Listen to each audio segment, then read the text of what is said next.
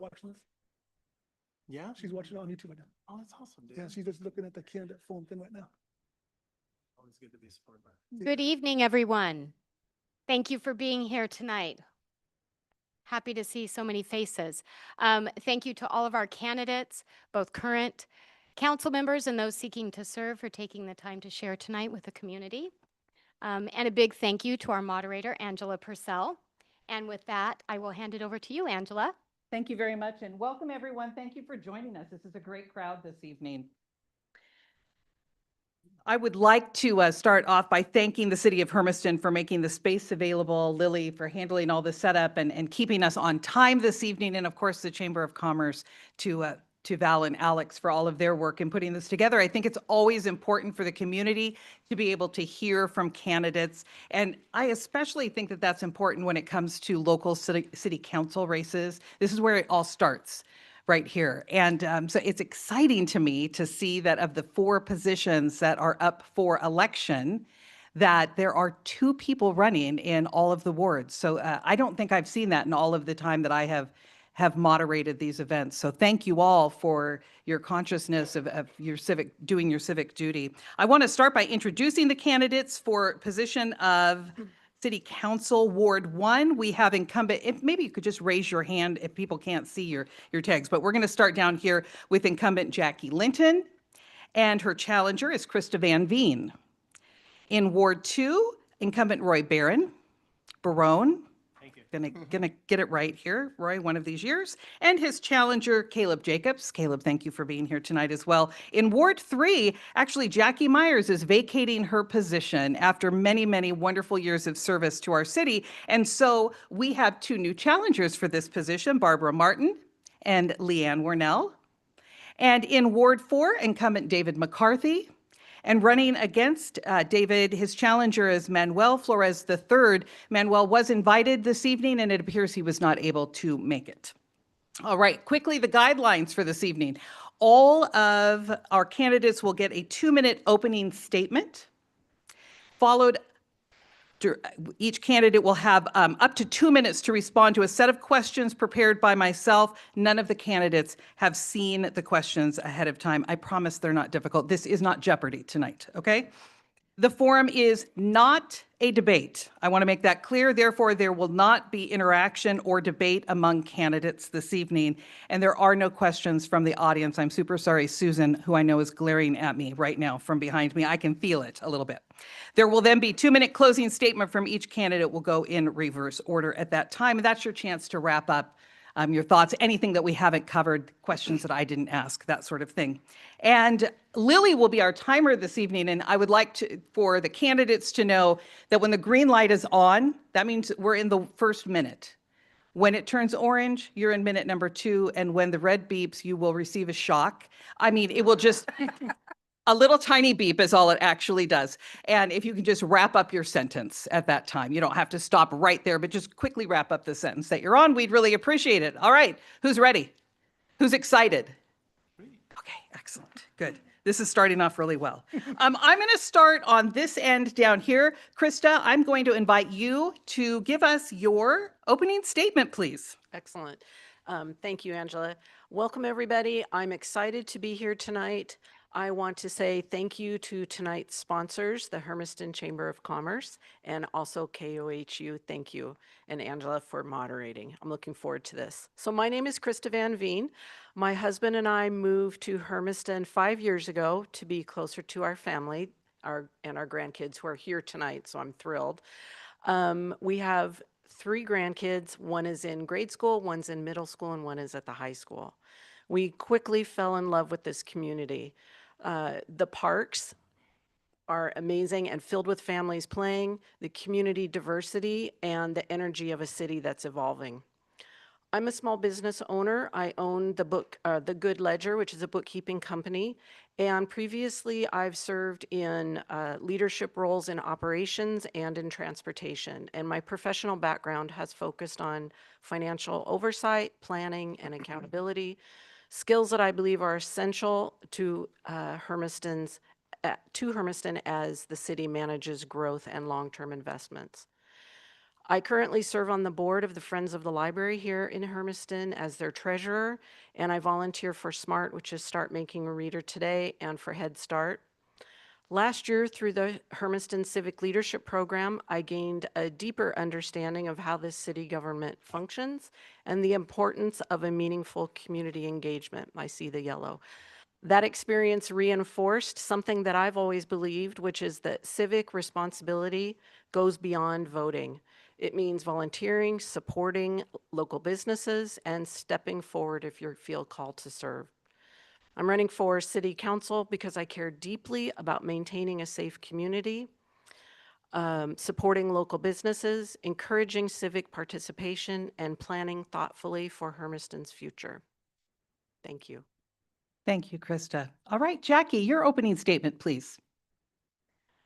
Good evening, everyone, and thank you all for coming. I want to say thank you to Angela Purcell for being our moderator tonight. I want to say a special thank you to Val Hoxie, Chamber of Commerce, for providing this opportunity for all of us. And as I said, my name is Jackie Linton. I am currently a member of Hermiston City Council. And it has been my great pleasure in representing and serving the citizens of Hermiston. Why are we so passionate about Hermiston? It is in my blood. My family moved here over 70 years ago, and it is my home. And we want to be a part of its continued growth, development, and success. We put every part of our being into making tough decisions to fight for the citizens of Hermiston and to ensure Hermiston's success. We are a graduate of Evergreen State College with a bachelor's degree and a master's degree in teaching from Eastern Oregon University. Before we became a city council member, we went to city council meetings, safety meetings, water department meetings, and I did this for over 6 years, not being on the council before I ran. We volunteered at Hermiston Warming Station, now known as Stepping Stones, where I also prepared meals, my granddaughter and I. We've been currently on City Hermiston Budget, Urban Renewal Committee, Community Accountability Board, Library Board, Faith-Based Advisory Committee, Public Safety Committee, and Altrusa International of Hermiston, Oregon. We did the first meet and greet at KOHU on June 7, 2023, for Hermiston citizens could come and ask me questions, and the City of Hermiston now runs it and calls it City Chat. We have attended lunch at Harkenrider Senior Center and invited everyone to speak to me on a one-on-one basis. We have often said that we will talk personally to anyone. Oh, I'm so sorry. I didn't Just go ahead and wrap that sentence up there, Jackie. Or you can already be wrapped up if you'd like. Okay. I've invited them to anyone that wanted to ask me questions, they could come to me and ask me, and I can explain how I voted and why I voted the way I voted. Thank you. Thank you very much. Up next is Caleb. Your opening statement, please. I want to say thank you for inviting me, and what I want to do, pretty much what I want to do for the city is to help fix the homeless situation, and that's all I really have, just to fix the homeless situation and make the parks and everything safer. That's about it. Thank you very much, Caleb. I appreciate that. All right, Roy, your opening statement. Hi, good evening, everyone. My name is Roy Barone. I want to first start off by thanking the Chamber of Commerce, KOHU, and the City of Hermiston for hosting. As I said before, and I want to reintroduce myself to the community, my name is Roy Barone. I'm a two-time city councilor. I grew up in Weiser, Idaho, and I went to college right after high school. When I finished, I went to college out in Cincinnati, Ohio. When I finished, I moved here to Hermiston, which wasn't too far away from Weiser. I knew the area fairly well. It was one of those things where after college, I moved here. I really wanted to be with my family. My family had moved here up to Boardman while I was in college, and so I wanted to come back, help them get settled in, and also I have younger siblings here, so I wanted to be a part of my family and wanted to be a part of the process of them growing up. I figured, honestly, I was like, well, you know, I want to see how this town is. I'll give it a feel, and I've heard this from many people before, you know, I'm going to be here maybe 2-3 years, and then I'm going to, you know, head on out. And before you knew it, 2-3 years came by, and I really loved the city. It really reminded me of my home of Weisler, Idaho. And so that's when I became really invested. I started serving on the Hispanic Advisory Committee 1 year after I arrived here. I wanted to be involved and wanted to see what I could do to give back. And so after being there for some time, I decided to make the leap to city council. It was one of the things that I've always had as a dream of public service. My goals here as a city councilor and as the most senior city councilor after our great councilor Jackie Myers is stepping away from it. I will be the most senior councilor, bringing the most institutional knowledge that we've had in the city the past couple of years. I believe that knowledge and that strong leadership that I can provide can give guidance to the city council. And so I look forward to this conversation. Thank you very much. Thank you, Roy. Up next, Barbara, your opening statement, please.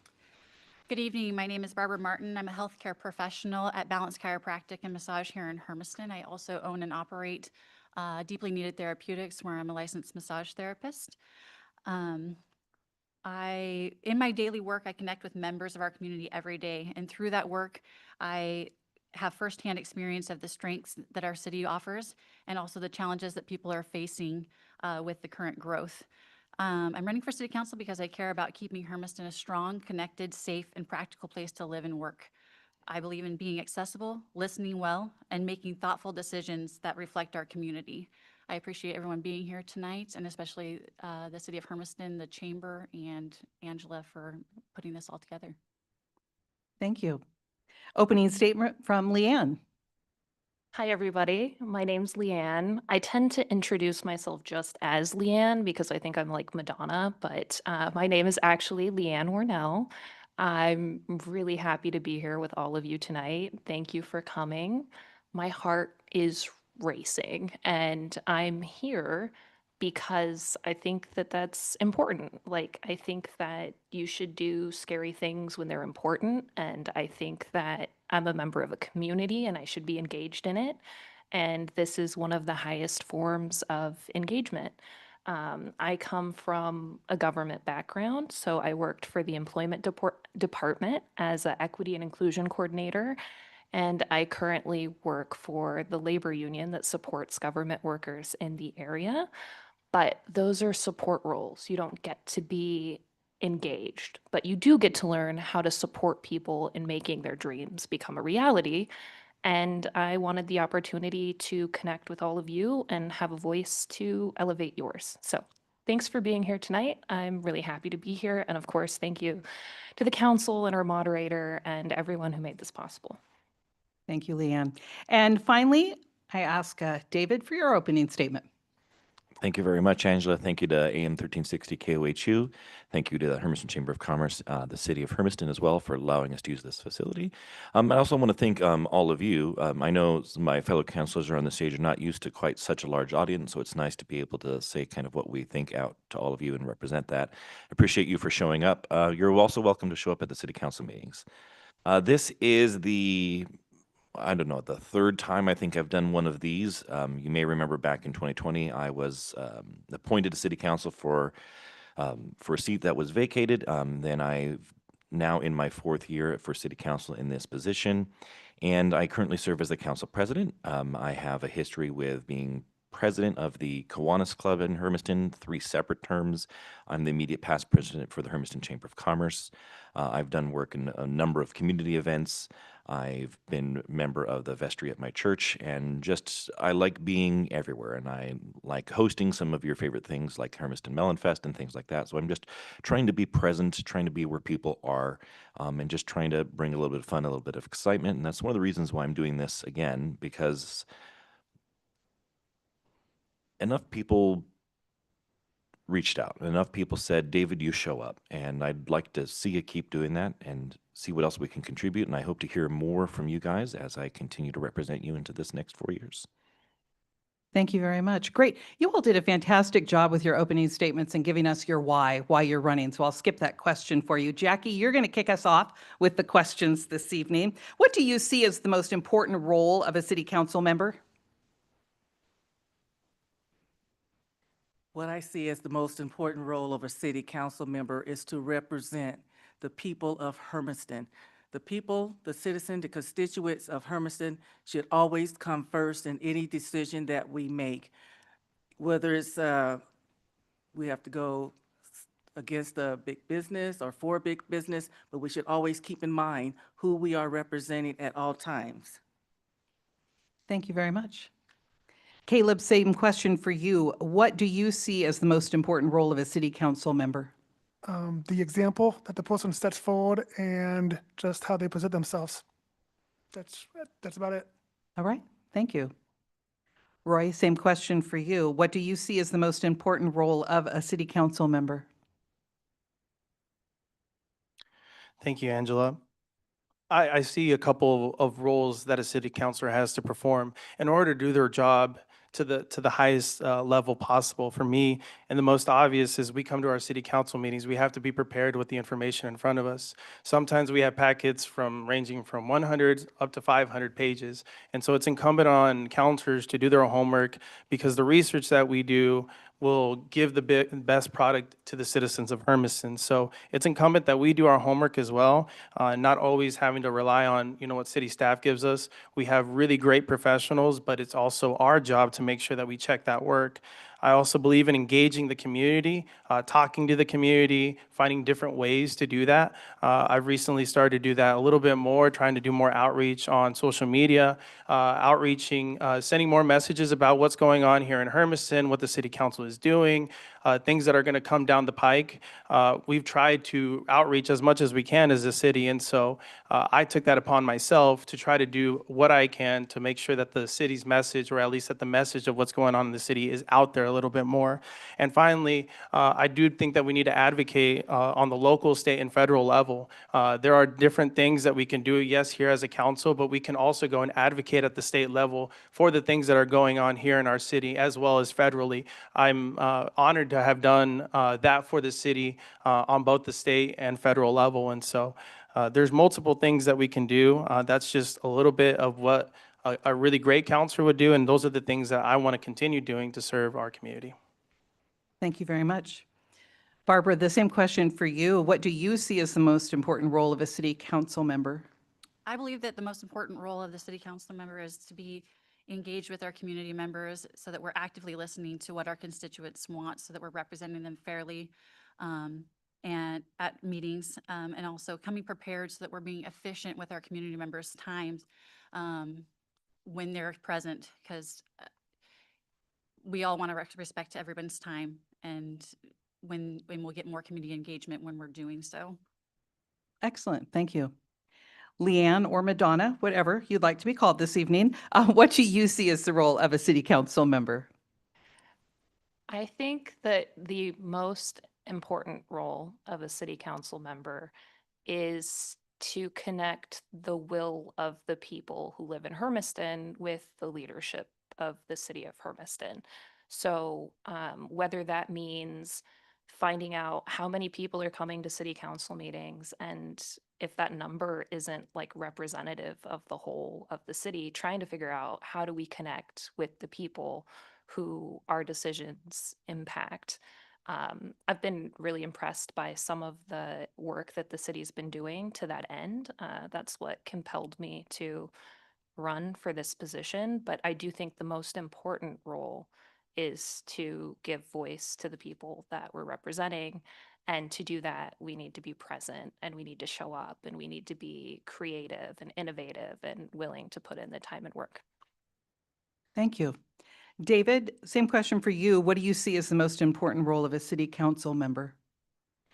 I believe that the most important role of a city council member is to be able to work collaboratively with people that you have to disagree with.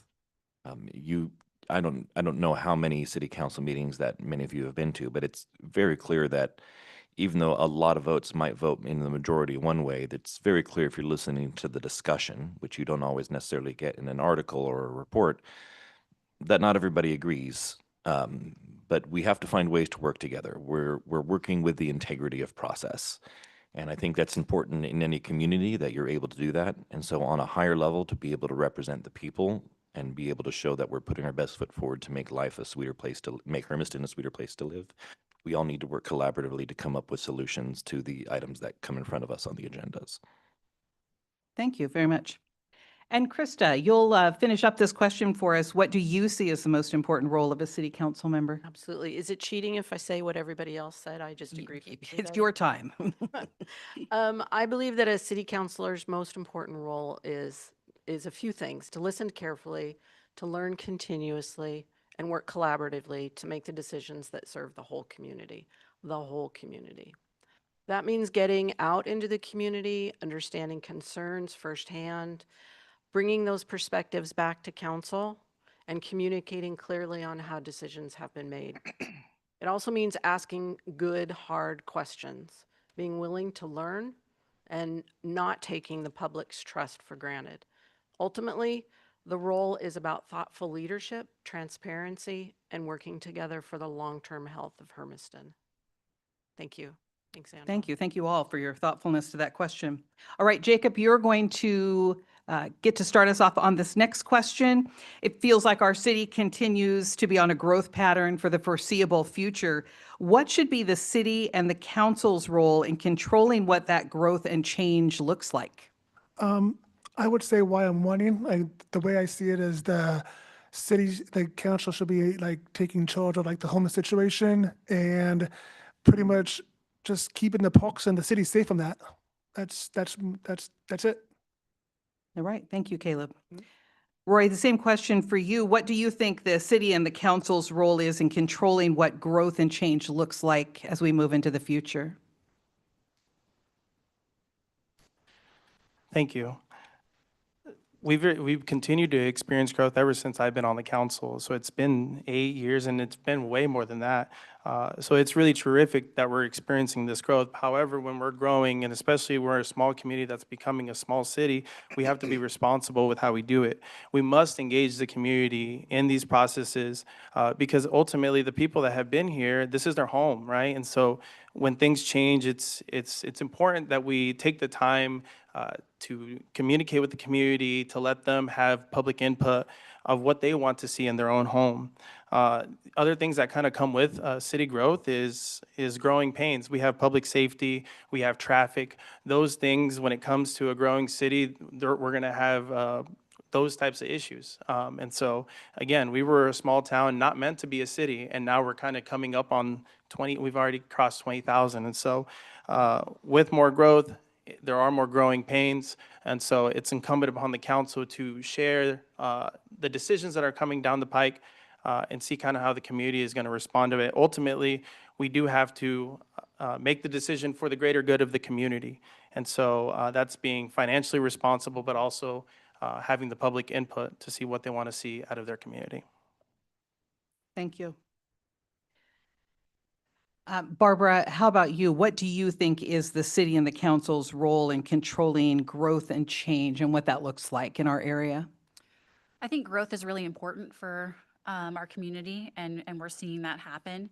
But the important part is planned growth, strategizing resources versus increased infrastructure design, recruitment of new businesses that can sustain the community and that growth potential. And doing all of that, we need to be fiscally responsible for our community members when making those decisions so that our investments are going to serve us long term. Thank you. Leanne, same question for you. Would you like me to repeat it? Yes, you got it. So as we continue to be on a growth pattern in our area, looks like we will be for the foreseeable future, what should be the city and council's role in controlling what that growth and change looks like? Thank you for the question. I think it's interesting, especially the words used, right? Because growth is generally inherently a positive thing, and change can be positive or negative. It depends on the context. I think that the council's role is to make sure that Hermiston continues to grow. It continues to be a place where people can flourish. And it's our job to anticipate what those pitfalls of constant change can be. We don't want to be in a situation where we're just reacting to things after they happen because we're growing and changing so quickly that we're finding that the crime rate is going up or that the infrastructure isn't matching the needs of the community. Those are things that the council should be thinking about. How do we make sure that this doesn't impact the community in a negative way, and that we get to have the positive impacts of a growing community where we can really support the needs of the people who work here? So make sure it's growth and try and support positive change. And that's all. Thank you. David, what do you think the city and council's role should be in controlling growth and change and what that looks like for us? I think most people who are actually actively invested in the growth of the city realize that we've already stopped thinking, or at least started to stop thinking about being a small town and really started thinking about being a city. We have to think about the projections. We have to think about where we're going to be in the next 5 years. And we've already taken steps towards, hey, we see either expenses going up, infrastructure going up, more jobs coming in, more buildings, more business coming in. How do we meet those demands? How do we also attract people here at the same time? We're working with companies to attract as best we can, the retail that we want, the housing that we want. And we're working on reinventing the ways that we can put together incentives and infrastructure to attract developers out here. I think we need to be able to attract growth so that growth comes to us, so that we can keep up in the areas where we have shortfalls. Sometimes things like housing, attracting developments, attracting places that people still want to move to Hermiston, regardless of whether or not there's housing or jobs. Do you even want to live here? And I think those are the things that we need to start doing to make Hermiston more attractive to people. Thank you. Krista, for you, same question. What should be the city and the council's role in controlling what growth and change looks like in Hermiston? Thank you. Growth increases the tax base and it increases opportunity. But if it happens too quickly without planning, we definitely lose balance. So my focus would be steady, methodical growth that protects our identity while strengthening the future. A counselor's role is to ensure that economic development, housing, infrastructure move forward together, not in isolation. And that means collaborating with fellow council members, city staff, community and business leaders, and state partners to secure resources and plan wisely. And I also want to say that local business it's one thing to have increased opportunity for jobs and bringing people here, but if they're going out of town to do their shopping, we have a great loss. So I think that's a huge responsibility of city council members to work with the community and keep people shopping here, keep business here. Thank you. Thank you. And Jackie, we'll get to finish up on this question. What do you think should be the city and the council's role in controlling what growth and change looks like in the future? We believe that we should engage with our businesses that are here in town. Also, to be able to let people know what the laws and ordinances are in terms of being able to follow local ordinances. Making sure that contractors are doing their due diligence and following city codes, supporting the fire department and the police department. The best way to support them is to engage with them and understand their needs and to help them to accomplish their goals. And let us not forget about our senior citizens who are retired and their income is not the same as the individuals working here today. My passion are seniors and our children. And we need to make sure that our children are educated, so when it comes time for them to be able to get jobs and quality jobs to where they could take care of themselves and also their families. So I have in the past, I have contact restaurants to see why you're not coming here to Hermiston. And what I was told is because Hermiston is small and they have a certain number of citizens they want in town before they can come.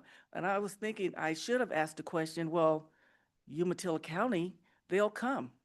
They'll come here to Hermiston because we are like 74,000 in population. But at the time, I didn't think of that. But that was the reason why that I was given. The reason why they were not coming here at the time is because of the size.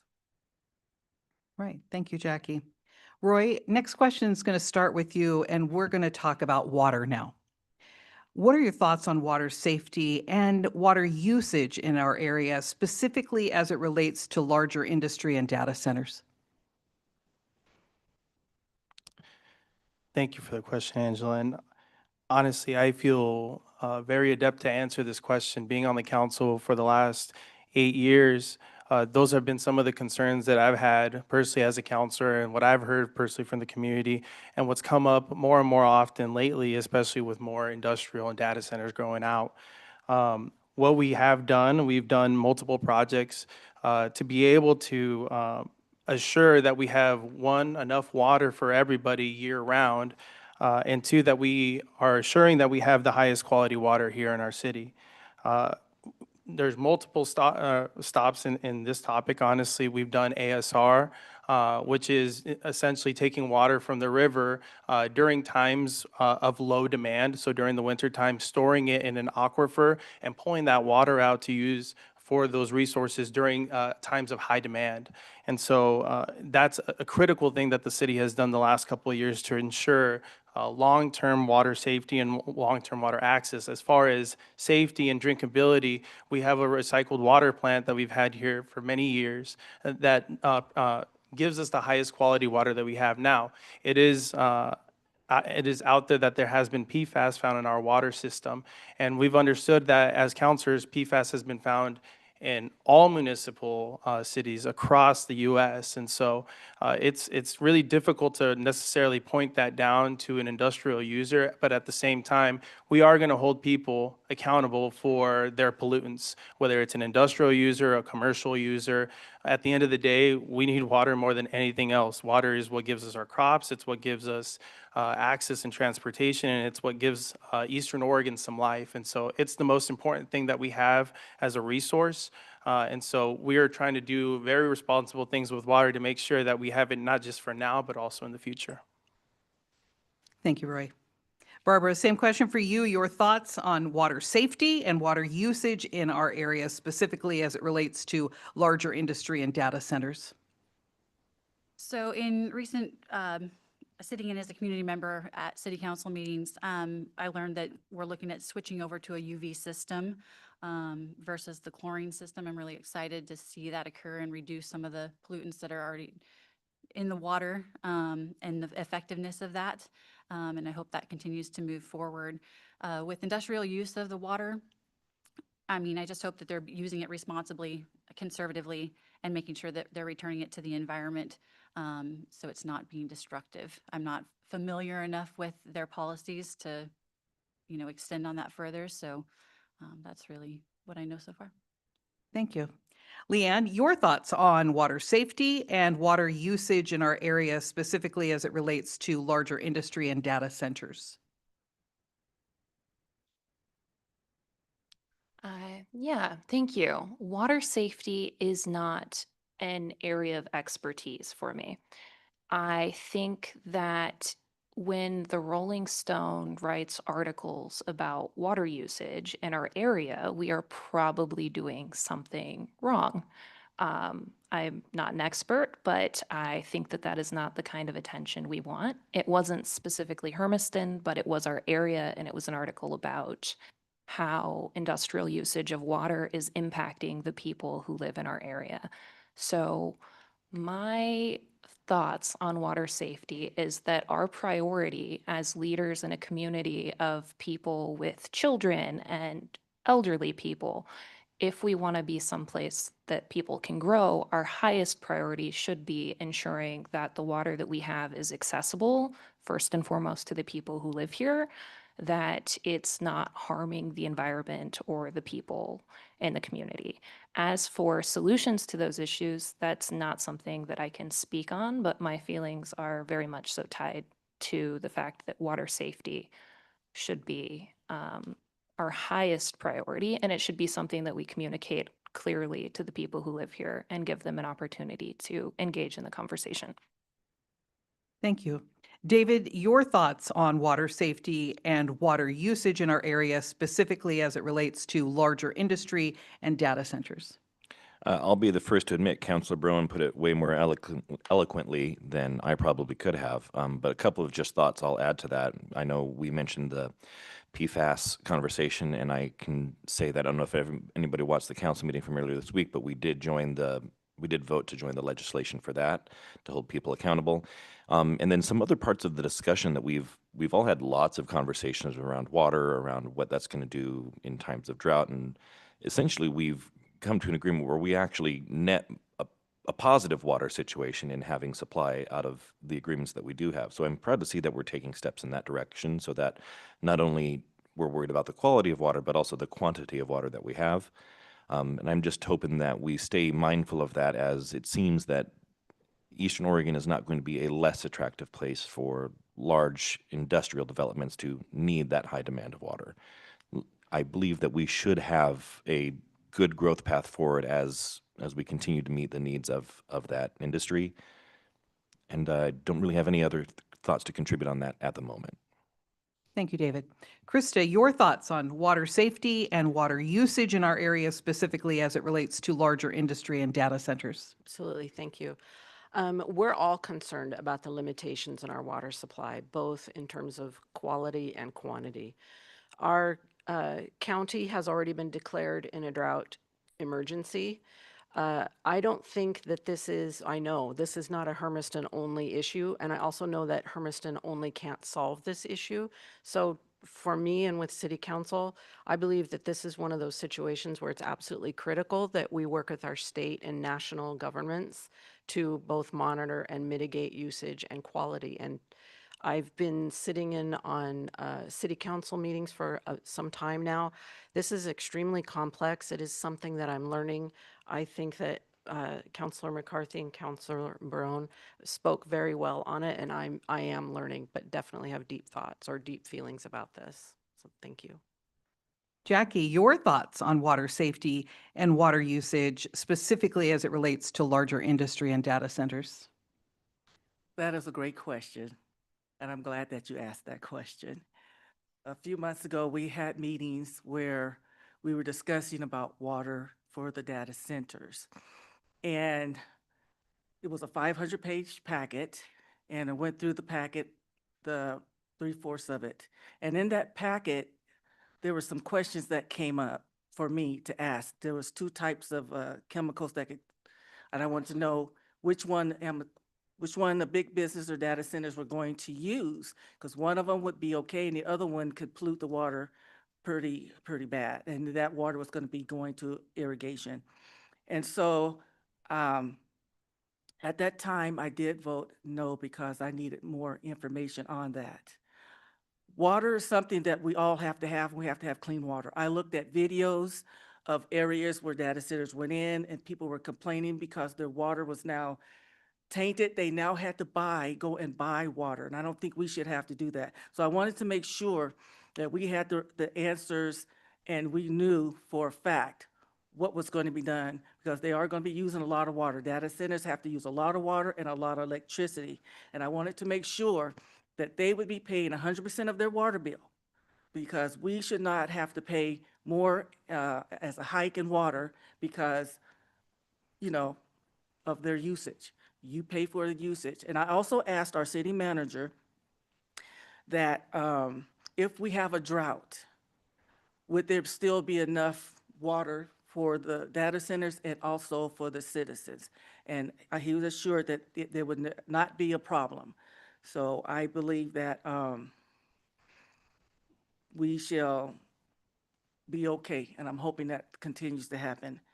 And so that's my answer on the usage of water.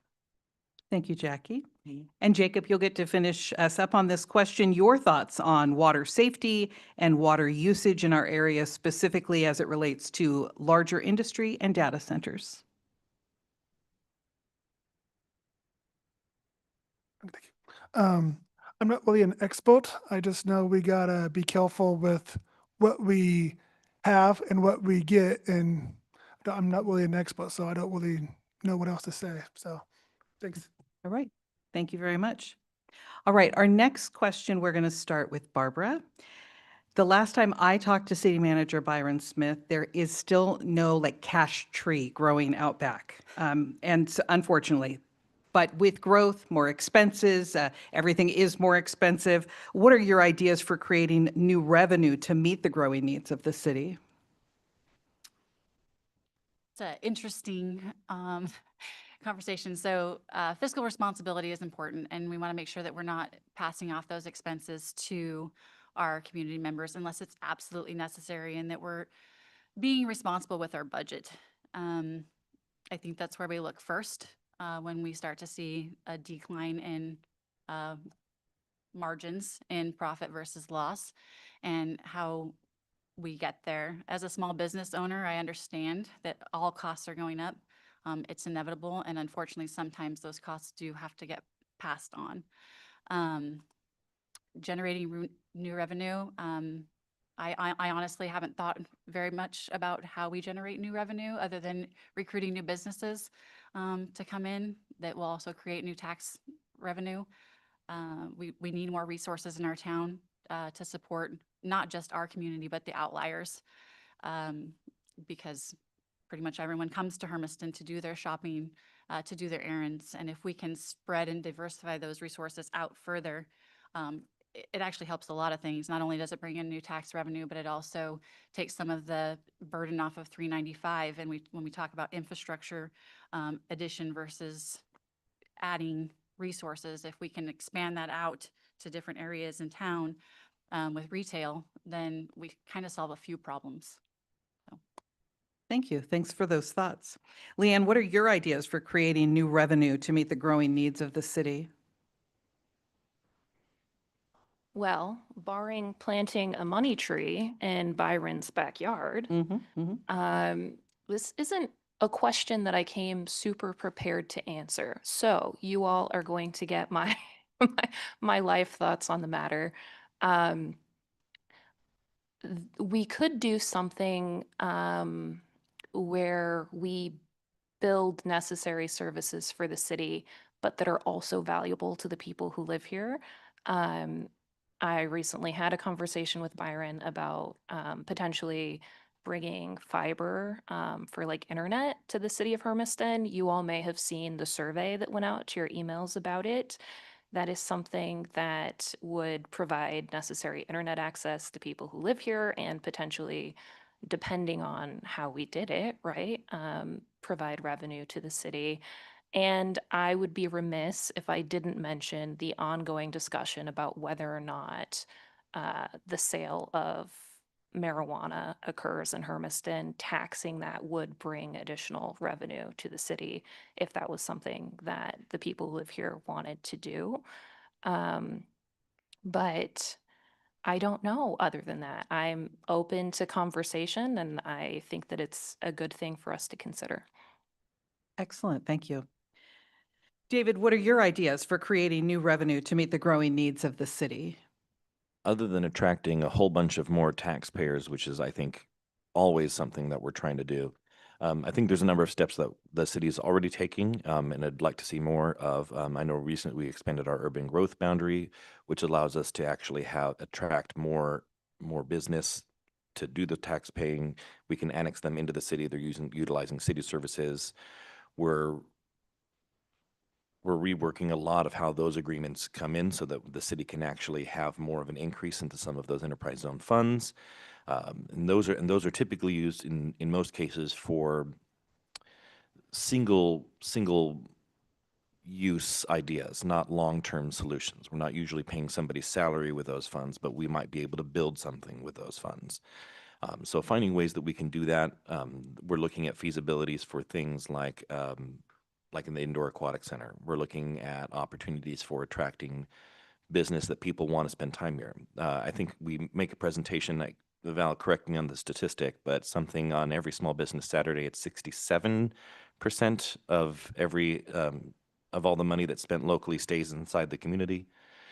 So we want to attract doing that. And as long as we can find a way to make everybody want to stay here while they're doing their business here, doing their work here, I think we can attract more funds in here so that we can now expand the services we provide. Those services going into the general funds allow us to pay for things like the parks, which is almost every survey we send out. That's the number one thing everybody likes here. The thing people are also concerned about is public safety. Well, that also comes out from a general fund. So finding ways that we can increase bringing those funds into the general fund allows us to keep those positions fully staffed, keep those programs operational, and keep our parks looking beautiful. Excellent. Thank you. Krista, what are your ideas for creating new revenue to meet the growing needs of the city? This is probably the favorite question I think you'll ask tonight. Obviously, fiscal responsibility for the city, but I believe also that that's happening. Continue to reach out to businesses to come here, but that's something that we don't have a lot of control over. We have some sway, perhaps in some tax cuts, but I believe the city should be educating and promoting shopping local. I believe that initiative is already happening. The Chamber of Commerce promotes that. Excuse me. It is extremely important. Those are businesses that are already here. But it's also why I've started the Women Business Owners Group here in Hermiston and also have started the Eastern Oregon Women's Business Lab. This is an opportunity to give space for women business owners here to support other women business owners. These are people that are already in business, so you don't have to go through that long process of attracting new business. Excuse me, earlier this week, I had the opportunity to speak at the high school, to speak with high school leaders, student leaders about entrepreneurship. And through that class and through that time that I spent, I'm putting together a program to help students and young adults start their own businesses. So these are things that I'm extremely passionate about as a small business owner and ways that I'm actively working to promote that already. Thanks. Thank you. Jackie, what are your ideas for creating new revenue to meet the growing needs of the city? First, no higher property taxes. Hermiston has the highest taxes, property taxes within this region, east of Portland. I would rescind part of the property tax abatement that the data centers have, at least by 20%. That would bring in more revenue that we could use in Hermiston. I feel that we are working within our budget. And also, in my opinion, the creation of new businesses, when they come, let's not give them such a big property tax. I know as a homeowner, and I'm pretty sure many homeowners would love a 40% tax break, but we're not going to get that, so why should anyone else? Gives us, I believe in an incentive, but that's how I feel about that. Also, when contractors are building houses, they donate land for parks, and I feel that this would help the rec and park department. When they donate the land, the contractors should also supply equipment, because when you have a park next to a new development, that increases the price of the houses, their value. That's what I mean by that. So I feel that that would definitely help with the Parks and Rec Committee. Thank you, Jackie. Caleb, same question for you. What are your ideas for creating new revenue to meet the growing needs of the city? Well, I would say just shop local, and I'm not really an expert on it, but I would just say shop local, get new businesses to come here, and that's it. All right, thank you. And Roy, you'll get to finish up this question. What are your ideas for creating new revenue to meet the growing needs of the city? Thank you for the question. And I think it comes down to very basic economic principles when it comes down to we can either increase taxes, which nobody likes, and or make cuts, which also isn't the best thing either. We're a growing community, and we have to provide services to our community. Now, the solution is to continue to increase our tax base through economic development. That means through the enterprise zones that we currently have right now, continuing to attract more workers, more businesses, more industry, more things that are going to be long-term. And I want to see more Hermistonians be those people that take those jobs. I think that's how we start to do it.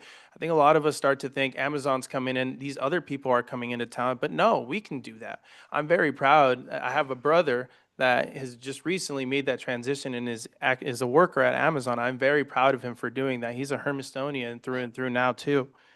There's other ways that we can do this too. We can also create more housing. We recently did an innovative idea where the city made an investment for market rate housing. More housing is not only good for the people that are here, but it's also going to increase the tax base as well. And so at the end of the day, there are creative things that we can do that doesn't have to just be increase taxes or make cuts. I think we're doing things like that already through enterprise zones, through urban renewal districts, through more housing, and being tougher negotiators with the industries that are coming into town. I think we've learned from the past, and we've started to make more and more improvements as a city. And so enterprise zones, housing, economic development, those are the things that I feel like we can continue to do to increase our tax base. And these are things that might not happen where we won't see the products of our labor, probably not in the next 2 years or 3 years. An enterprise zone might take a few years, but the generation that's coming up, our future generation is going to be secured because of the investments that we've made for them. Thank you very much. You guys are very good at following rules, by the way. Excellent. All right, Leanne, you're going to kick us off on the next question. If new resources were available, what one area of city services do you feel most needs additional attention?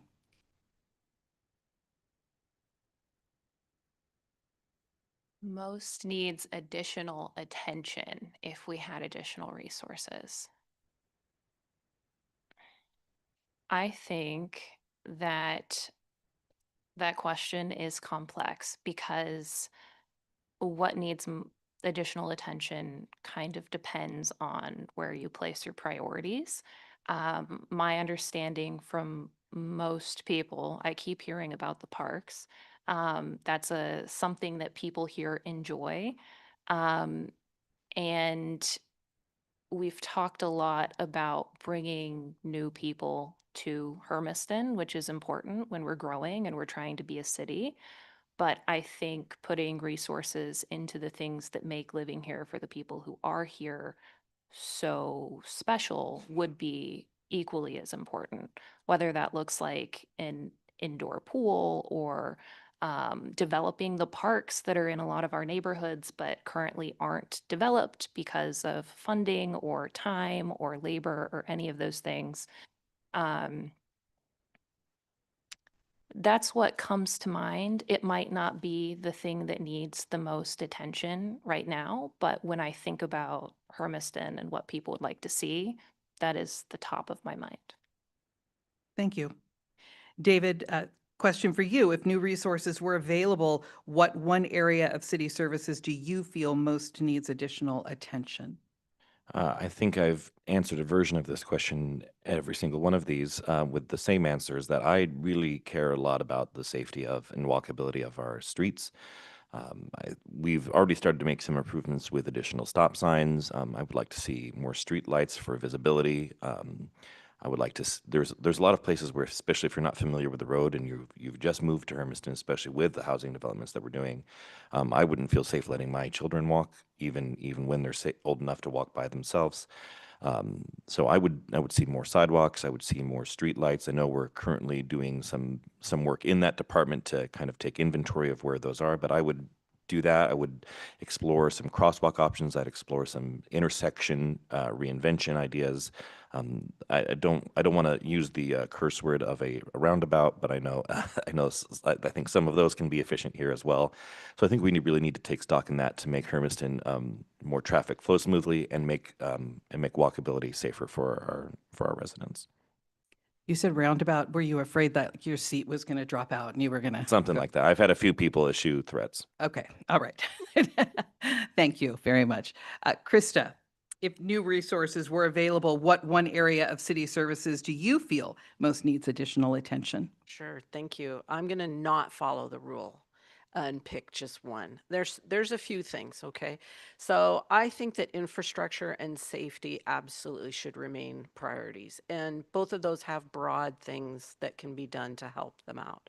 Or I think that includes planning for housing availability, traffic flow, water systems, and maintaining the services that make our city livable. Growth brings opportunity, but it also requires responsible planning so services keep pace with the population. So I'm going to pick more than one, but I think that they're all important to keep us in balance. Thank you. All right. Thank you. Jackie, if new resources were available, what one area of city services do you feel could use additional attention? I feel that there's a lot of things, good, very, very good things going on in Hermiston. We've had to make hard choices on increasing the $5 fee because we needed to maintain and retain our police department because there was like 9 of them that were going to retire within the next 1 to 2 years. And we want Hermiston to be safe. We want people to be able to walk around in their neighborhoods. And so we did that. And so I believe that that's helping. But one thing that I would like to see, I made videos of some of my parks and I put them on, internet, because I believe our parks are very beautiful here. And I would say tourism. That would also bring in more income. I would try to help do tourism for Hermiston and let people see how beautiful Hermiston is and how the people here are awesome. The people here, I love representing them because we have some great people. If I had more time, I'll tell you some of the stories that have happened to me since I've been a city councilor and when I wasn't even as a little kid, what happened. But anyway, we have some awesome people here, but I would do tourism and show the people how beautiful Hermiston is. All right, thank you.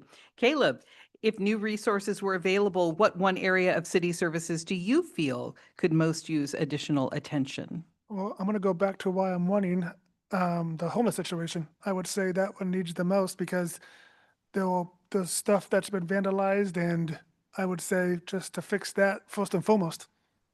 But that's about it. All right. Roy, for you, if new resources were available, what one area of city services do you feel most needs additional attention? I guess I'd answer your question with another question, which would be, is this one-time funding or is this ongoing revenue? Because then that might change my answer, to be What a honest. politician. It could be either. Yeah. Either. Well, and in reality, yeah, if it's one-time funding, it would be something to like a capital project, something with like infrastructure, something with maybe increasing livability, beautification, something that gives our town more of a vibe as well. So that would be like if we had some like one-time revenue. And now if we had ongoing revenue, that'd be enough for like a program, something to kind of sustain year after year. So those investments, I would say, into public safety or Parks and Rec, again, I really want to increase more of the livability, more beautification. Those are the things that I'm wanting us to start working towards now that we're coming out of that pandemic and into a little bit more prosperity. I mean, right now times are tough, don't get me wrong, but I'm wanting us to move in that direction. I have people that ask me all the time, like, hey, when is Hermiston going to have more of this or more of that, more things for young people to do? And so I think creating more of those environments would be great for everybody. And so that's how I'd answer that. Excellent. And Barbara, if new resources were available, what one area of city services do you feel could use additional attention? Well, I always feel like police could use additional funding for additional staffing, training, ongoing resources for them. It makes our community safer, and currently staffing levels meet our expectation for the current population, not for the projected growth. So if those became available, it'd be nice to have that for them.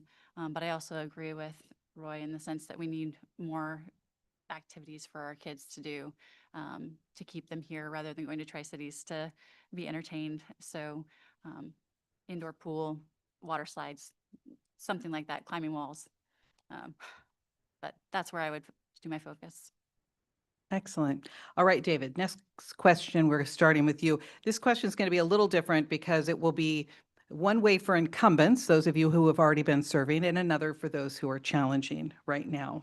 And for you, David, I'll ask, when you first ran for office, what did you most want to see accomplished by the city and the council, and did you get there? I did not get there because I didn't really set out with a goal to achieve. I really just set out with how much can I contribute in the time that I was here. I served for about 6 months in an appointed seat, and I didn't really feel like that was enough time for me to contribute anything towards the long-term future growth. I did a job that needed to be filled for a while. In those 4 years, I've contributed to some important decisions. We've dramatically reworked some budget considerations where we've been in shortfall, where we've had to cut things, thankfully without necessarily having to remove staff. So we've put in some work to make things happen, to keep sustainable and keep the majority of the programs full that the city of Hermiston loves to take advantage of. Now that we've kind of figured that out to a degree, I'd like to see us continue doing more of that work and then growing it into a lot of the conversation we've already had tonight about what growth looks like for Hermiston. What that's going to look like, I think, involves conversations that I don't feel prepared to make a conclusion on until we have potentially some new councils people elected and some conversations with a new group to put that together. So I'm looking forward to see what that looks like in the next 4 years. All right, thank you very much. Krista, as a challenger, if elected, what do you want to see accomplished by the end of your first term? Oh my gosh, I would love to end the first term with Hermiston being a flagship for small business vitality. Hands down, that's what I want. All right, thank you. Jackie, as an incumbent, when you first ran for office, what did you most want to see accomplished by the city and the council, and did you get there? Well, we have not gotten there. I have talked with people within the state, and what I would like to see is low-income housing for seniors. And it is a very long process.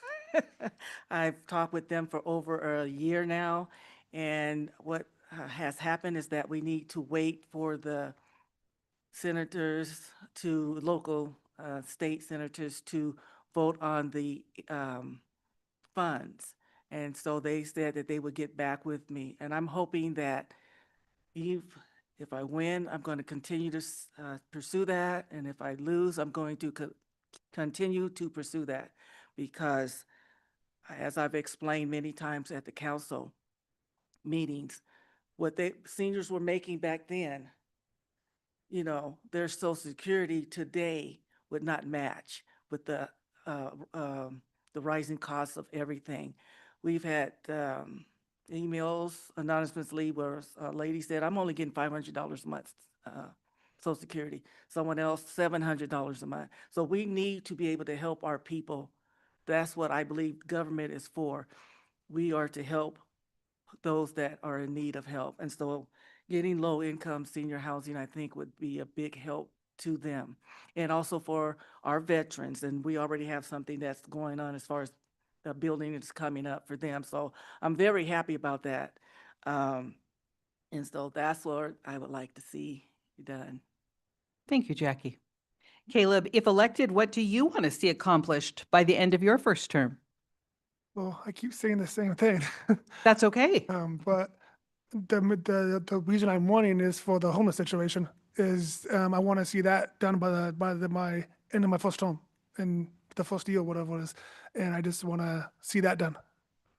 All right, thank you.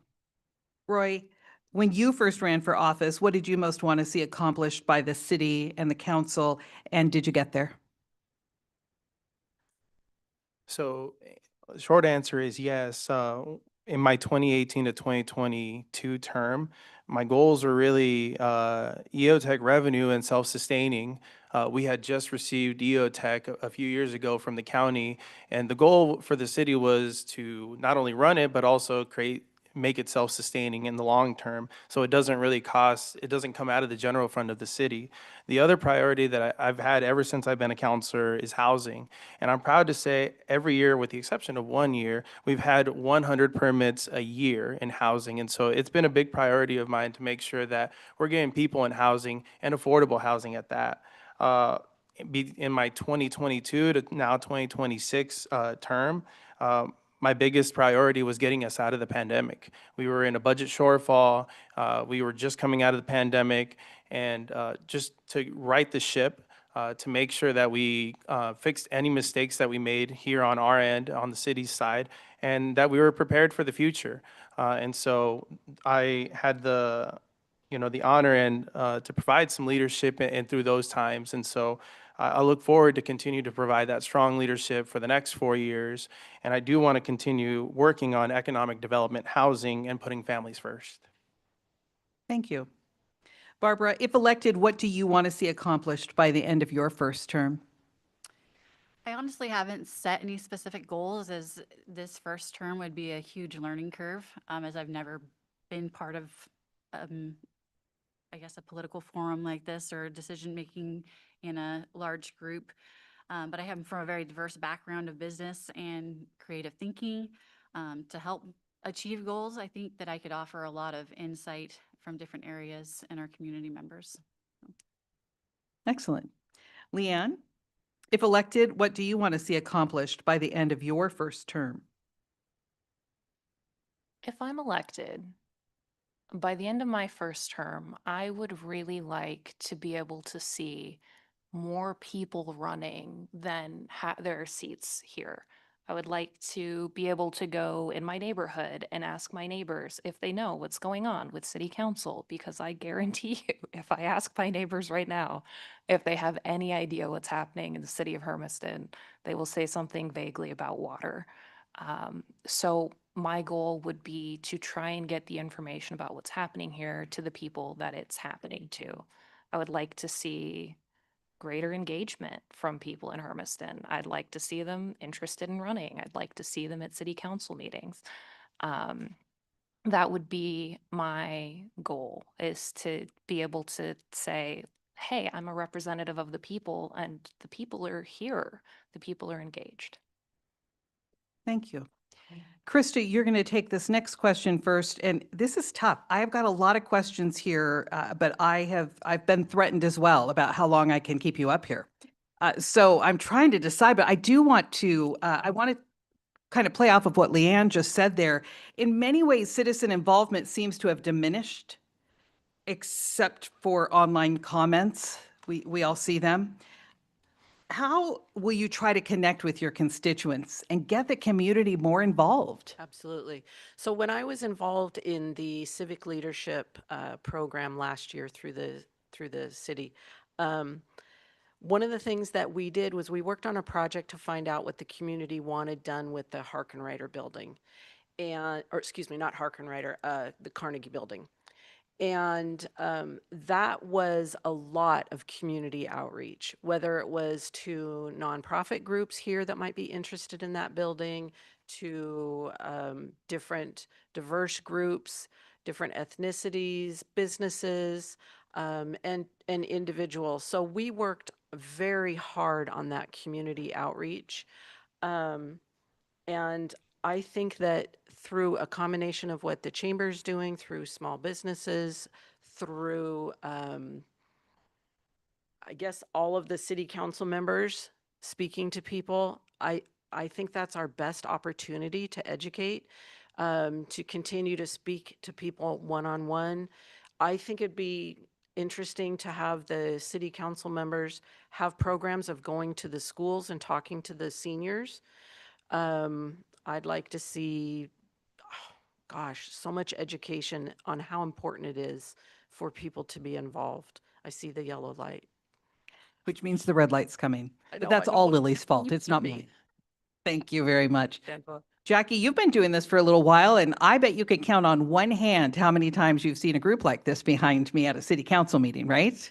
So what do you think what's going to work? How are you going to connect with constituents and get people more involved? That is something that we have been trying as a city council, as a city manager, trying to come up with ways to get people to come instead of just coming when something, a big project or something that affects them individually. We've put out flyers. I have gone to over 2,000 homes and tried to talk to people. And I have put on what's happening in Hermiston. We're having a meeting, come out to the meeting. And if you don't think things are going the way you think they should, run, please run. I am so excited to see everybody has someone running against them. I wish there was more, because that gives everybody an opportunity to look at the different backgrounds of each of us and make an informed decision on who they want to represent them. And so I go to Harkenreiter, I sit with the seniors there, and I let them know that when I'm here, feel free to come and talk to me. Every now and then, I used to go every Tuesday over here to Hermiston Drug. They have coffee in the morning, and I used to be the one that they would wait to come and say, okay, what's going on, city? And I'm like, I said, well, you know what? I'm gonna let the city manager know that have a city chat here, and we did that and we had a very good turnout. So I appreciate the city manager for doing that. And different businesses can ask for the city chat to be at your business because it's picking up. More and more people are coming. And I've been a part of that a few times. And that's all I'm going to say. I just looked at the light. Thank you very much, Jackie. Caleb, how would you try to connect with constituents and get them involved? I go to BMCC, the high school, just the libraries, just what Jackie was talking about, going to the cafe over there, just to reach out to people in the public. That's it. All right, thank you. Roy, you also been doing this for a while, and I do want to give a shout out to the city for the city chats. I mean, things are happening, but I'm just really curious how you would try to connect with constituents to get them more involved. Thank you for the question. And as was mentioned before, I believe the cities try to do things on their end of things administratively to try to get people out, whether that's now having an app, whether that's sending out messages, emails, a newsletter. And like I mentioned earlier in my comments, I really took it upon myself to try to send that message out a little bit more on social media. Now, that's not the only avenue or avenue to communicate with people, but it is where some people are, and that's another place to tap into. And so we live in an era now with information overload, and so people are getting messages and messages and messages, and the more information that comes at you, the more, I guess, the less and less people are looking at everything that's kind of coming with it. And so my thing will be just to continue making those personal connections, whether that's at the grocery store, at schools, in the community, at church, or online, and try to continue to share that message as best and as responsibly as I can. At the end of the day, what I say as a city councilor, it will matter because people will hear, oh, this is a city councilor, this is coming from the city, or this is coming from an elected representative. So I make sure that what I say is responsible, is accurate, is fact checked, and is up to date as possible. And so I just want to share as much information as I can and invite as many folks here. I see a lot of my friends and family out here, so I'm really happy to see all you guys here. Thank you for being here. Thank you. Barbara, in many ways, citizen involvement, seems to have diminished. How will you try to connect with your constituents if you are elected? I think personal interaction is going to have the most impact. Getting out, talking to people at work, at schools, at the cafe, and just having that one-on-one interaction, hearing them out, active listening, and inviting them to attend with you. That's really, it's lacking in our society, the personal engagement, and I think it has a bigger impact now when people do that. So that would be my strategy. Thank you. Leanne, how about you? How will you try to connect with your constituents and get them involved? I think that the city has been focusing on this a lot recently, and I like a lot of the things that they've been doing. There's a newsletter that goes out. Someone said that they're working on an app. I think that city council meetings are something where we have to expect people who are busy to come to us to come listen. And if we want to be successful, we need to come to where all of you are at. Whether that's social media, we have a social media page. There are ways to increase engagement on that. Whether that's looking at who lives in Hermiston and how many of those people are coming and figuring out like where do they spend their time. I have a 7-month-old. I spend most of my time at home, locked in the bedroom with the baby. If you want to reach me, you're mostly going to reach me through my phone, or occasionally, I go to the grocery store. So going to the places where all of you are, whether that's through the internet or through the phones or through targeted events, like you've been doing really good work with your boozy book fairs and getting authors to come to Hermiston.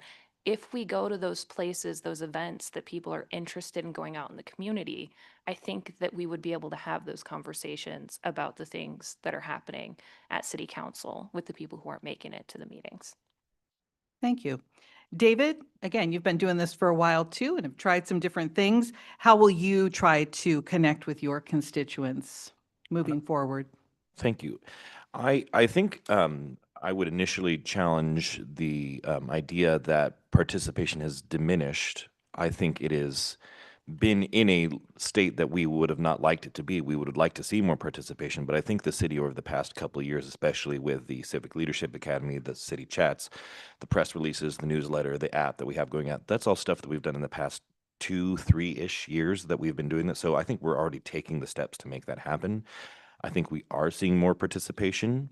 I think we're taking steps to proactively find positive things to talk about that want people to show up. Like we're actively looking for ways to increase recognition for people in the community, for staff, for especially when there's an achievement to be done, and people show up for that. People want to be here for that. So we're not just focusing on, okay, well, it's time to increase your water rate tonight. Hopefully you're all here for that because you're going to read about it in the paper tomorrow. Nobody wants to sit here for that meeting, right?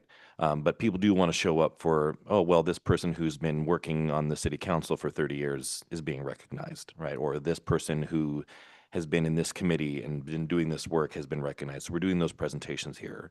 We're finding ways to do that, and I think we can just continue to go along that path.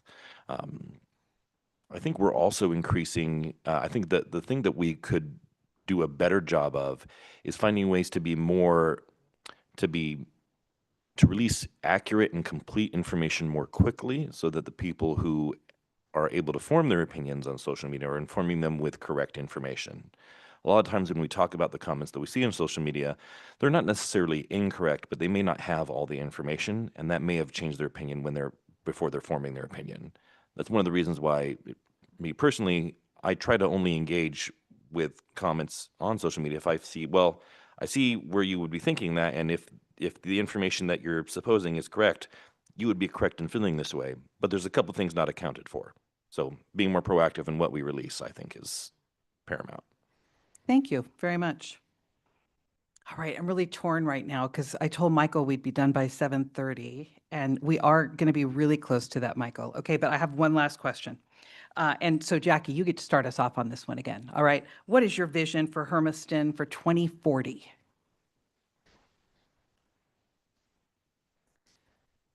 My vision for Hermiston for 2040, I would like to see us do more with homelessness.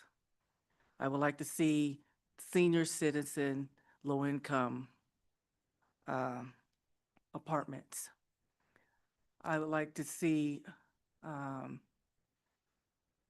as a council, working together in a more positive way and to continue to work that way as a council for decisions that we make here and for Hermiston. And I would like to see the cooperation between the fire department and with the city as well. I would like to see our Chief Stanton be able to come and talk with us on a quarterly basis, so we'll know what's going on with that department. I would like to see that happening. And I would like to see small businesses. I believe that small businesses are the backbone of this country. And I've always felt that way, and I've said it before in a forum, past forum, but they are the backbone of this country. And I would like to see more of them to come into this country, into this city for more jobs for the young people. Not everybody can do the tech, because I'm not a tech person. I can turn on the computer, I can turn off the computer. But there are people like me that are not really good with technology.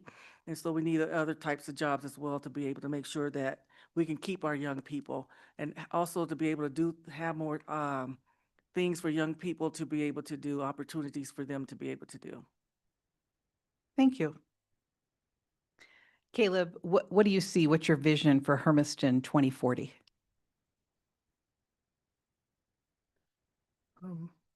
I would say just what Jackie was saying, low income for the seniors, and I would say the homeless and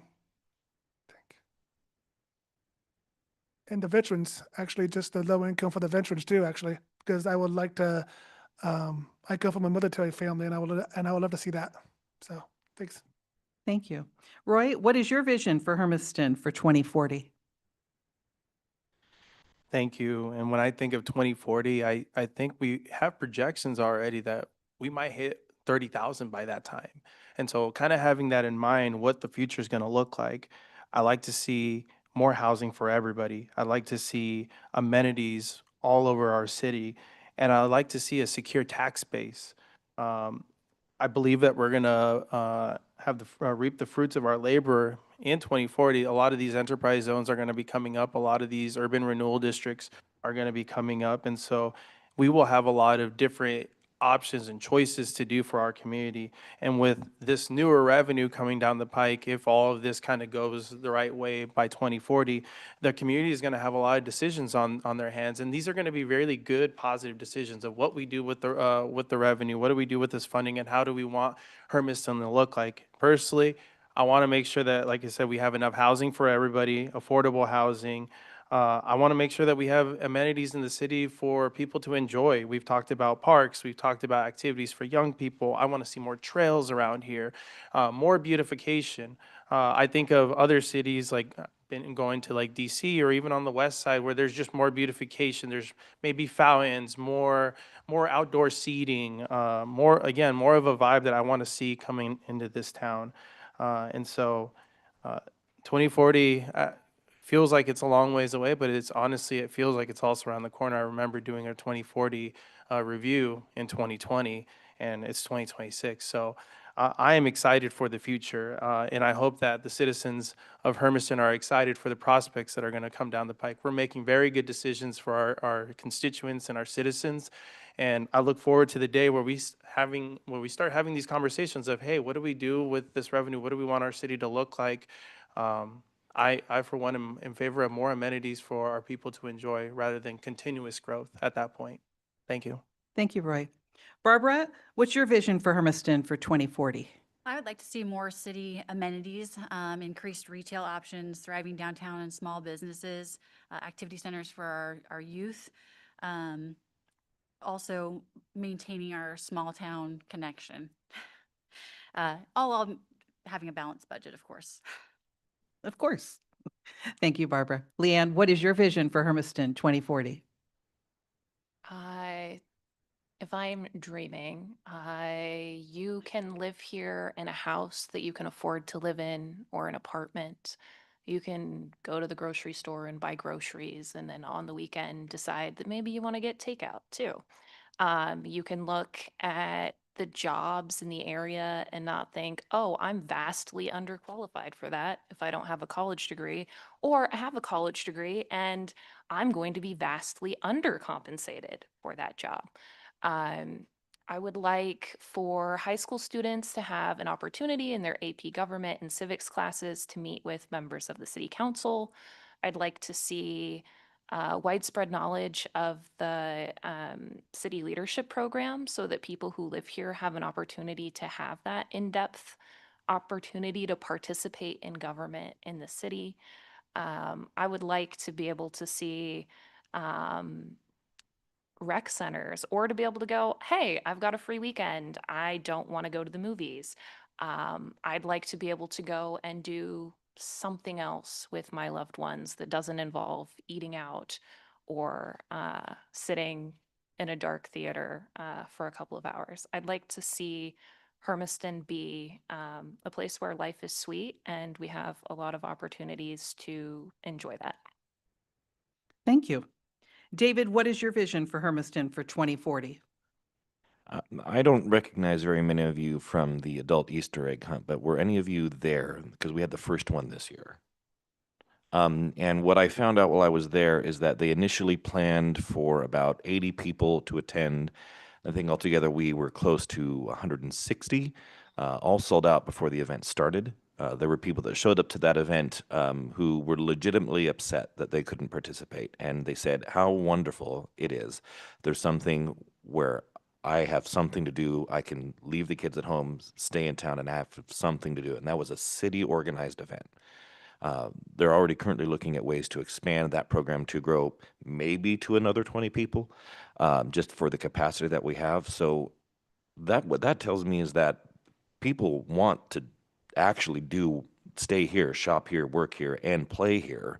I think we need to find ways to expand that. If we have those opportunities, if we're keeping people happy of wanting to be here, people are going to have a better time here. If people are happier about the conditions and the abilities and things that they're doing, like, you know what?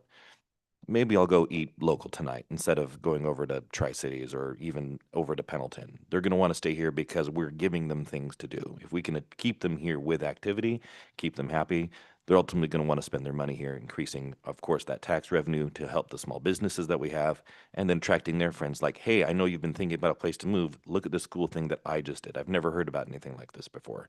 I think we can expand that with our parks and recreation programs and by also attracting business here who wants to develop things that are attractive for people just to have.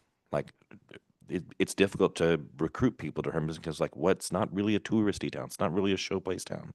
But I think there's a lot of missed opportunity, and I think that adult Easter egg hunt is one of the things that I think we need to start looking at to see where we can be aggressive about attracting adults to be here because we have a lot of stuff for kids. Let's give parents a break too. All right, thank you very much.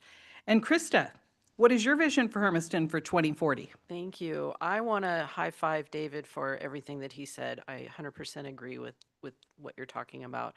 I would love to see that there is a tourism base that draws people to Hermiston to play, like what you're talking about. I wish I would have been at the Easter egg hunt. And for those people who want to stay in Hermiston, I would love to see a lot of living wage jobs, affordable housing. I'm passionate about an indoor pool. I like my water aerobics. More social amenities. I would love to see a thriving downtown. At that size that is being forecasted of 30,000 people, I think at that point, local communities are forming. We're no longer one city where there's one central downtown or one area. So at that point, you start seeing communities forming around local commerce. And so I'd like to see some of that starting or planned for. So, thank you. Thank you very much. All right, you all did excellent. Really, really good. Thank you for sharing your thoughts with us. We are going to close out now with 2-minute closing statements, and we're going to go in reverse order. So David, you get to kick us off, please. I just want to thank everybody here for showing up. I know that for a lot of the candidates who are newer, who haven't had the opportunity to run, this can be a nerve-wracking experience. So I want to say thank you to all of you who are here. It's important. If you've seen me, and I know I interact sometimes on the Facebook pages, I'm also frequently one of the people who says, okay, you're not satisfied. It's free to file Form SEL 101. Lily will give you all the instructions that you need. So I just want to say thank you, everybody that did show up. I'd like to continue that. Maybe we'll have a runoff eventually. I just want to thank also everyone for encouraging me to continue. I was on the fence for a long time about whether or not I was going to run this year because the situations that led me to desire to want to run the last time are completely different. None of the reasons that I applied the last time are the reasons I'm running this time. But the main thing about the reason why I'm running is enough people asked me to, enough people voted for me last time, and I think I still have more to contribute. So I hope that you all keep me in here for another 4 years, and I'll do my best to represent all of you as we move forward. Thank you, David. Leanne. All right. Thank you, everyone, for being here tonight. Again, my name's Leanne. I've lived in Hermiston my entire life. I think it's a great place to live. I enjoy being here. I would like to ask you all to please vote. I don't think you need to vote for me, but I think that we have a great group of people here who care about Hermiston. And I would ask that you ask 3 people that you know to vote so that you have a conversation about what's happening in your city. We've had a lot of discussion about engagement, and you all are here and engaged, and you have people that care about you who could also be engaged. And that's why I'm running. I'd like to be engaged. I'd like to know all of you. And I'd like to have more conversations about what's happening in Hermiston. And that's my ask. I would compel you to also have these conversations, to come to these meetings with people that you care about, that live in our community. Thank you, Leanne. Barbara, your closing statement. I just want to say thank you to everyone for showing up. I would like to encourage you to continue coming and invite your friends to come with you. I think involving everyone is super important in as we grow in that planning stage, and so that we're not growing faster than what we can keep up with and have that community involvement of what we need. If given the opportunity, I will give back to my community in the ways that I know how. I'll learn as much as I can, grow, and contribute what I do have. Thank you. Roy? Thank you, Angela, again, and then thank you again for hosting, and thank you everyone for being here. It's great to see so many people in the audience eager to hear about the candidates and what we're all about. Again, my name is Roy Barone, and I'm running for Ward 2 City Councilor. Uh, I'm asking for your vote because I believe I will provide strong leadership and knowledge to the council. Again, I will be the most senior counselor, and I think bringing that expertise is really valuable to the city. I'm running because I believe I'm the best person for the job. If I didn't believe that, I wouldn't be up here right now. And so I'm asking for your vote this May 19th, and I'm really happy to be here. Again, my biggest priorities for the city of Hermiston is economic development, it's housing, and it's putting our families first. And so I hope that you can join in voting for me this coming May. So thank you for your time and thank you for being here.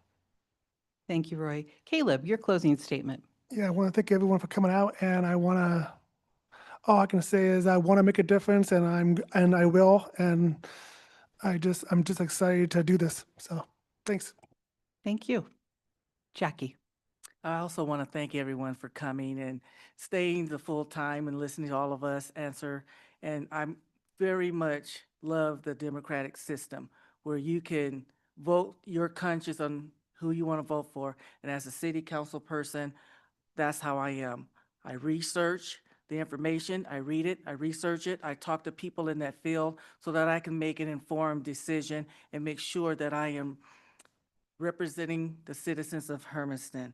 I didn't run for money. I'm not running for social clout. I'm not running for power.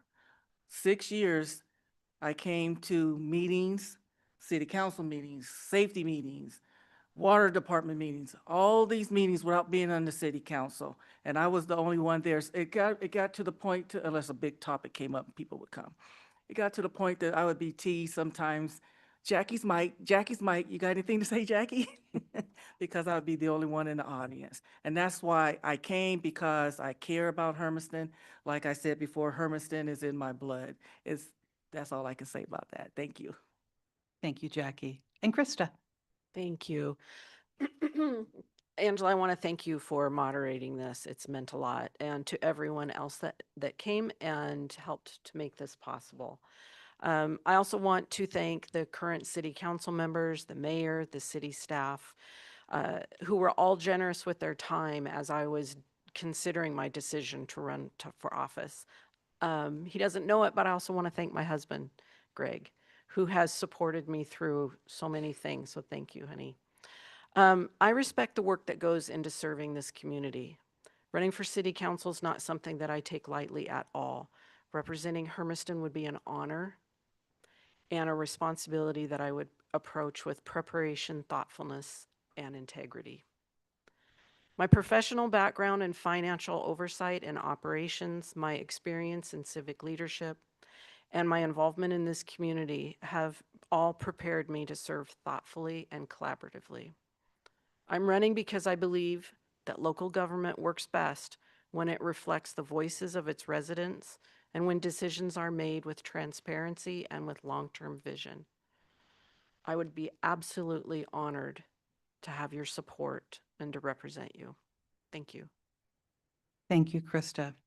Wow, what a great panel we have here. Any way this goes, I feel in very good hands with this group of people. Krista Van Veen, Jackie Linton, Caleb Jacobs, Roy Barone, Barbara Martin, Leanne Warnell, David McCarthy.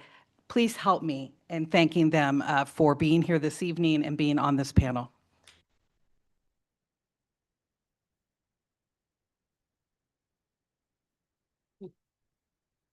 The only sad ending to this is going to be on May 19th if we don't have more than 30% of our community voting People take a lot of time, put in a lot of effort to run for office because it means a lot to them.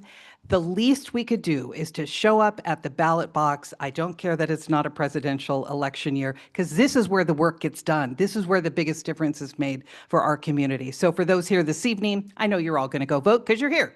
Those watching online, but I like what Leanne said, and that is go ask 3 of your friends to get out and vote and participate and encourage our neighbors to do that. So let's encourage our neighbors to do that.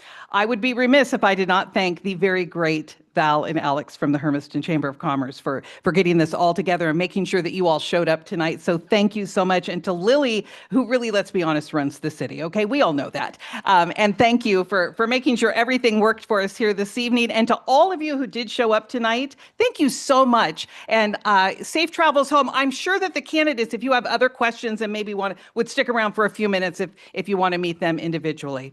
Thank you all so very much.